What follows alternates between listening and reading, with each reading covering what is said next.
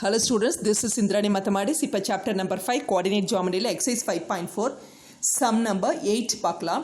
Find the equation of the perpendicular bisector. Perpendicular இருக்கணும் bisector இருக்கணும். Bisecting dividing into two equal parts. அப்ப midpoint formula use பண்ணிக்கலாம்.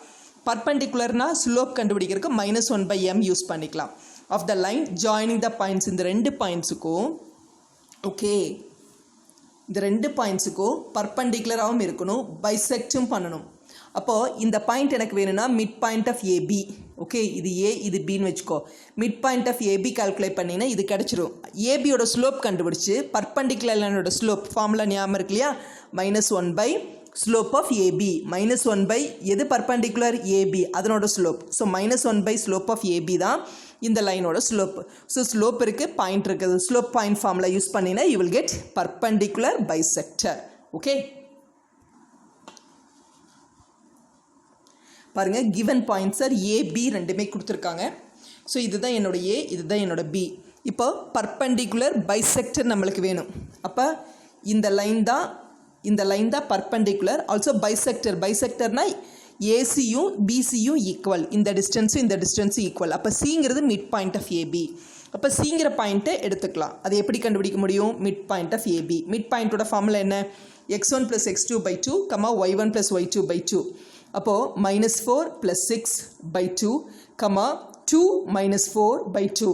So இது ரெண்டையும் add பண்ணிட்டிங்கன்னா +2/2 வரும். இதையே சப்ராக்ட் பண்ணுறோம், பெரிய நம்பரோட சைன் மைனஸ் 4ல் 2 போயிடுச்சுன்னா வில் கெட் 2/2 வரும்.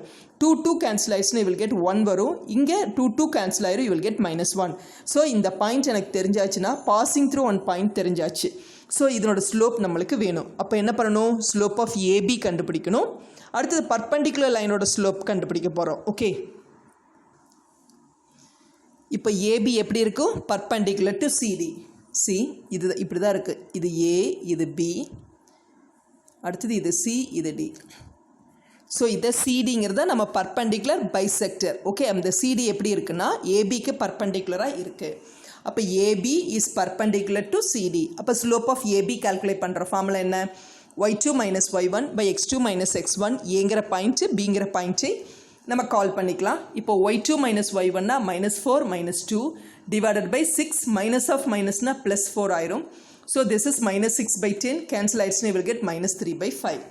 இப்போ slope of perpendicular, slope of எதுக்கு பர்பெண்டிகுலர்? Perpendicular AB.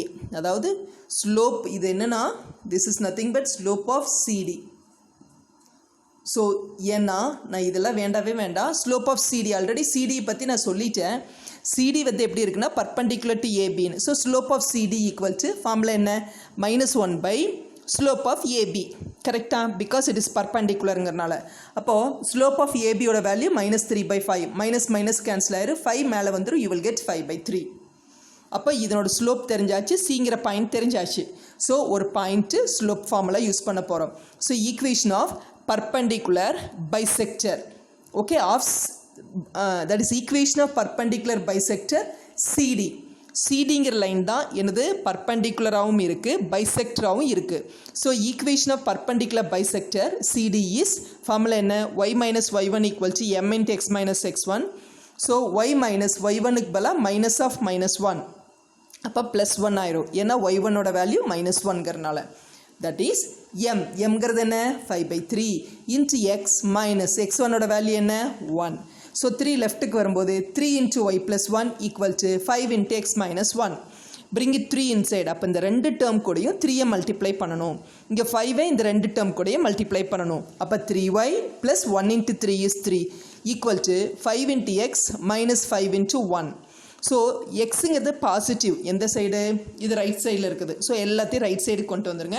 அப்போ 5x - 5 -3y -3 = 0.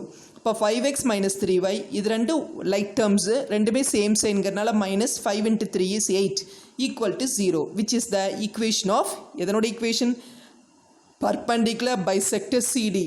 ஸோ சிடிங்கிற பர்பெண்டிகுலர் பைசெக்டர் டு ஏபி அதனோட ஈக்குவேஷன் தான், அதாவது சிடிங்கிற லைனோட ஈக்குவேஷன் தான் இது. ஓகே.